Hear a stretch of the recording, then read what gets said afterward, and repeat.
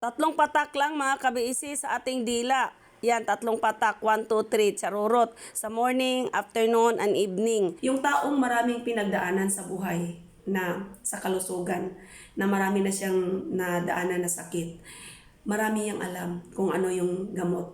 Yan po ang nakagagamot sa mga bukol-bukol sa ating katawan. Kaya i-share na ninyo itong video ko mga kabisi bago ako mawala sa inyong paningin. At magtanong na naman kayo kung saan na po yung video kong gumawa ako ng pang-anti-cancer na oil, charurot. At lalo na doon sa may mga bukol sa suso, may mga bukol ka kung saan sa ating katawan. May bukol sa matres, mayuma, may prostate.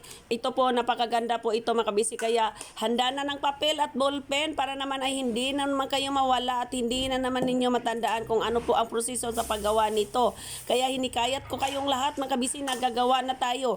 Babalik tayo sa herbal, babalik tayo sa organic na yan po talaga ang nagpabuhay ng ating mga nunuhan natin noon, yung mga katigulangan natin noon. Sila po yung gumagawa niyan. Gamot ito sa mga bukol sa suso, mga bukol sa brain, lahat po ng mga bukol doon sa matres, mga bukol-bukol mga kabisi, ito pong pinakamabisang gamot. Ito po si Morinda or noni, fruits po ng noni. Kung alam po natin yung noni na fruits o yung noni na tree, ganun po. Ito po siya mga kabisi ay nilaga lang. Tapos po, saka po ininom yung kanyang katas. Ang iba po ay kinain po talaga nila yung nilagat na luto na ito. Mayroon pa kayong mga prostate doon, yung mga ganito. Lahat po ng mga bukol, mga kabisi, kung ano pong bukol na mga cyst na nasa katawan natin, nakakaganda po talaga at kayang-kaya po ito ni Noni. Kaya ang problema po natin, kasi wala po tayong makikitang Noni. Sa akin po, binigay po ito ni, shout out kay Chanini Villanueva, Chona Villanueva, yung aking kaklase pa noong high school. Nagbigay siya sa akin, marami kasi dito sa kanila, nagtitrim sila ng kanilang puno. Marami daw ang bunga. Ay, ito naman talaga si Charurot. Ibigay ko na lang ito sa kanya. O, kaya binigay po niya sa akin kasi ang dami po. At sa kanya po ay nilaga po niya ito. Pero sa akin po ay gusto ko po itong mag-last hanggang 2 years. Gawin ko po itong oil. Sa oil ko po ito iluluto para hindi po talaga siya mawawala. So, kung lalaga ko ito 2 days lang, 48 hours kung sa rep siya. Kung hindi naman siya sa rep, 24 hours lang na mag-last siya. Kaya ayaw natin itong mabulok na wawin natin ito doon sa oil. So, pwede naman din po ang maganda dito ay yung virgin coconut oil. Di ba? Uminom naman tayo, pwede naman tayong iinom at kung mayroon lang tayong pera, bibili tayo ng virgin coconut oil at least once a day. Iinom tayo doon kasi maganda din yan sa katawan natin. Kaya ito po ay gagawin po natin dito sa ating virgin coconut oil natin iloloto. Prevention is better than cure. Kaysa naman ay magkaano tayo. Ito po ay anti-cancer po talaga ito. Nagagamot po ito ng cancer mga kabiisi. Sa atin po mga kabiisi, babalik po tayo sa herbal. Babalik po tayo sa organic. Ito po talaga. Kung mayroon po kayong ganito, sundan ninyo ako. Kung mayroon po kayong ganito na tanim na namumunga po yung noni ninyo, huwag ninyong itapon. Sundan ninyo itong paano ko gawin para naman ay matuto po kayo, marunong po kayong paano gagawin para naman din po ay makatulong kayo sa iba or sa inyong katawan kalusugan mga kabiisi. Ito po paano natin gawin. Ito, titingnan ninyo ako. Titikman natin. Wala naman siyang lasa pero may amoy po siya mga kabiisi. Kung sipag lang po tayo talaga na babalik sa dati, babalik po tayo sa ating pinaggalingan. Kung saan po yung mga nunununuhan natin ay nakarating ng 700 years. Hindi na lang natin nasama-samin na makarating tayo ng 700 years. Ang importante, maganda pa rin tayo at malusog. Charorot! Para ma-preserve natin ito ng ilang taon mga kabisi, kailangan natin itong i-grate. I-grate natin at lutuin natin sa oil. So, follow na lang ninyo ako mga kabisi. Kung mayroon po kayong papel at ballpen dyan, or pinakamaganda po talaga ay i-share na ninyo itong aking video para naman ay hindi po ako mawala at kung ako po mawala ay sayang din po. Charorot! So, ang sabi nga ni Chona sa akin, nag-request siya sa akin na gawin ko daw itong sabon. Pero mga kabisi, mas mainam po talaga ang gagawin dito ay para gamot po kasi ito sa cancer. Gamot ito sa dami-daming mga sakit at lalo na sa mga bukol. Kung saan bukol nakalagay, bukol kung saan sa brain ba, bukol ba sa matres, bukol ba sa suso, kung kahit na po ay prostate, kaya po niya dito si Noni. Kaya ito po, oh, tingnan niyo yan. Ganituhin po natin, i-grate muna natin. Saka po natin gawing oil. Ang dami po niyang mga liso-liso. Ang ginagawa po dito mga kabisi, pwede ninyo, kung mayroon po kayo dyan, at para naman din matulungan yung mga next generation natin, tuturuan natin sila, itanim natin ito. Ito, ganito, itanim na natin. Wala na po akong makukuha dito kasi yung ibabaw lang po ang kukunin natin. Alam ba ninyo na itong ganito dito, ilaga ko ito. Tapos gawin kong sabon. Sayang naman din itapon ko ito mga kabiis eh. Totoo lang po talaga. Mayroon po talaga akong bukol sa suso. Kaya na, ngayon ko pa lang ito sabi ko nga sa inyo, marami po akong dinaramdam. 2001 ako ikinasal. 2002 na mayroon akong bukol sa suso. Tapos 2002 din po ako nabuntis. Tapos sabi ng doktor ay grabe na daw po ang kalaki ng aking suso. Dapat masilan na po talaga at kailangan na din po talagang kukunin, tanggalin yung aking suso. Tapos buntis ako, paano yung anak ko? Mag-antibiotic ako. Sabi nila, kailangan masave po ako. Sabi ko, hindi. Nagdasal ako mga kabisi, hindi. Lumayas ako doon sa operating room. Lumayas ako mga kabisi. Habang hindi pa ako nalagyan ng kung ano-ano doon sa doktor na surgeon kasi ni-refer ako doon sa surgeon habang hindi pa ako nilagyan ng mga dextrose kung ano-ano. Pumunta ako nag-isip ako, nagdasal ako.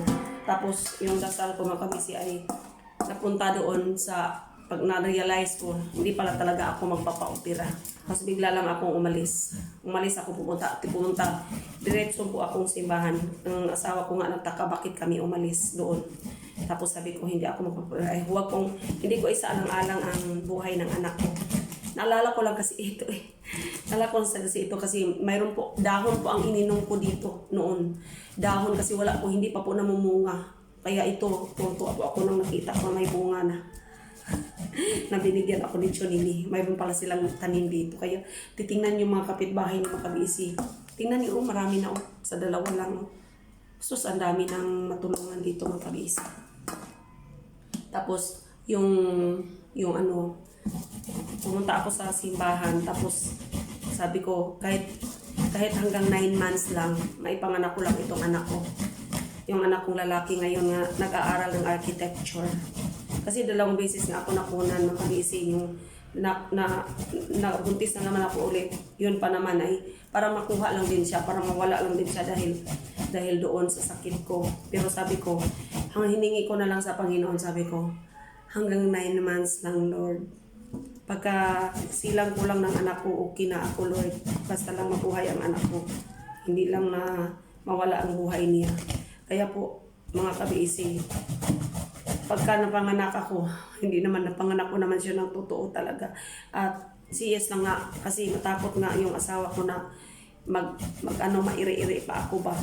Tapos, sabi na, pagkatapos ng anak ako, doon kami, may healing ministry kasi doon. Hindi pa ako kasama doon sa healing ministry. Mas lagi kami, Bernice, every Friday po talaga. Kahit maliit pa yung anak ko, kakaka-opera ko lang, lakad lang ako ng mahinang lakad dahil, di ba, nung opera tayo, mahina yung paglakad natin. Hanggang lumaki yung anak ko doon.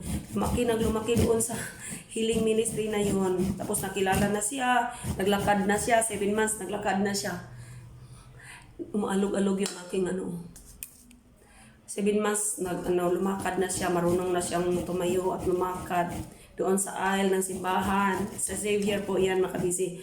Tapos sabihin pa nga nila sa anak ko na, anong gusto mong paglaki mo? Sabi niya, magpari daw siya, ganun. Kasi palagi lang siya nasa sa simbahan, nakikita niya palagi pare, nagsisimba kami palagi. Tapos, ayan, bakit ka palaging nagpapahiling? Ganyan, nagpapahiling na sa amin. Kasi gusto ko kasi ma-first honor ako palagi sa school. Ganun, marami yung mga usap-usap na ganun. Totoo po mga kabisi, nag-aaral na din siya sa Xavier din po. Tapos, ayan, first honor po siya mula nursery hanggang nag-graduate siya ng grade 6. Pagka senior high na niya, nasa honor list pa rin po siya.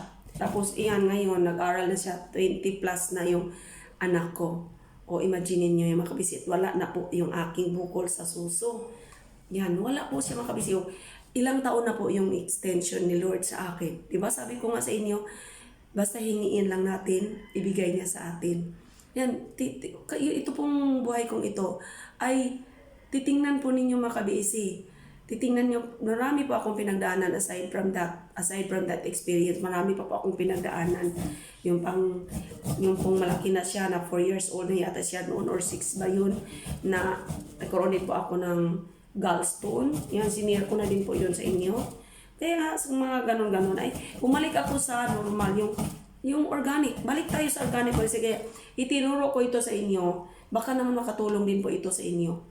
Ito, hanapin nyo ito. Marami po ito talagang tanim. Kahit po wala na akong bukol, hindi natin alam. So, kahit wala na po tayong bukol, hindi na po tayo na-diagnose ng kung ano-ano. Pasalamat tayo sa Panginoon na binigyan tayo ng tree na ganito, yung noni. Kasi ito po yung nagagamot. Diba? Kapag gawa ng oil dito, makabisi, titingnan ninyo kung ano pong gagawin natin para magiging oil ito.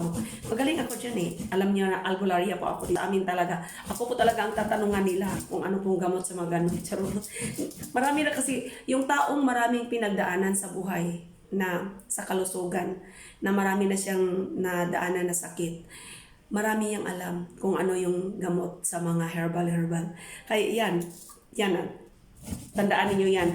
Kung kayo po nalampasan niyo yung mga sakit-sakit ng mga ganun, yung mga dinaramdam na sakit na mga ganyan, marami po kayong maitulong sa iba. Kasi kung mayroon po silang dinaramdam katulad sa iyo, or yung mga kung ano-ano lang, alam ng tao na naka-experience ng ganun. O, check pa. Ito na po mga kabisi, ang ating noni. Yan. Tapos mga kabisi, lagyan natin ng virgin coconut oil natin. Ito. Lagay natin dito 1 liter. 1 liter po na virgin coconut oil. Dito na, ilagay na natin sa virgin coconut oil dito mga kabisi. Ito po ang inumin natin. Maganda na po yung virgin coconut oil na inumin natin araw-araw. 1 tablespoon or 1 teaspoon. Lalo pag dito natin iniluto sa ating noni. Charurot! Mayroon pa pala akong olive oil. Ito yung original na olive oil. Sama na natin dito mga kabisi. Bibili na lang ako mamaya. Sabi nga nila nung mga nauoperahan ng cancer sa suso, yung mga may bukol sa suso na naopera na sila, bumabalik din po ulit yung kanilang mga cancer, yung kanilang mga bukol. Kaya ito makabisi, prevention is better than cure tayo. Ito po, isa-isa lang na natin ito sa mahinang apoy. Ito na po yun siya mga kabisi. Ito yung noni. At hinalo ko na siya. Hinalo ko yung olive oil at saka yung virgin coconut oil. Lakas pa yan. Dapat po pahinaan na natin yan. Dito muna tayo. Mahina yan, yung ganyan. So, gawin natin mahina pa.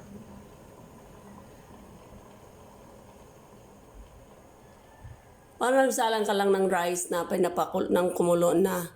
Ganyan po. Ito po yung after 1 hour. Marami pa po siyang bula at hindi pa po ito pwede. Ito yung after 2 hours. Marami na po yung bula niya at malapit na po ito. Ito po yung after 3 hours mga kabisi. Malapit na po. Ito na Wala na siya talaga Meaning to say ito. Hindi naman ito na nadukot. Wala naman. So, okay na itong ating oil. Dahil malamig na mga kabisi, salin na natin dito sa strainer. Strain natin mga kabisi, baka naman ay masama yung mga granules. Ito pong nagagawa ko na mga kabisi at sinalin natin dito sa paglagyan. Kaya yung unang-una pong nagawa natin ay para kay Chona Villanueva. Shout out sa iyo. Salamat po sa higay mong noni sa akin. Magpatak tayo ng 3 patak. 1, 2, 3. Ganyan lang mga kabisi. Sa umaga, sa tanghali at sa gabi. Wala naman siyang lasa. May virgin coconut oil lang.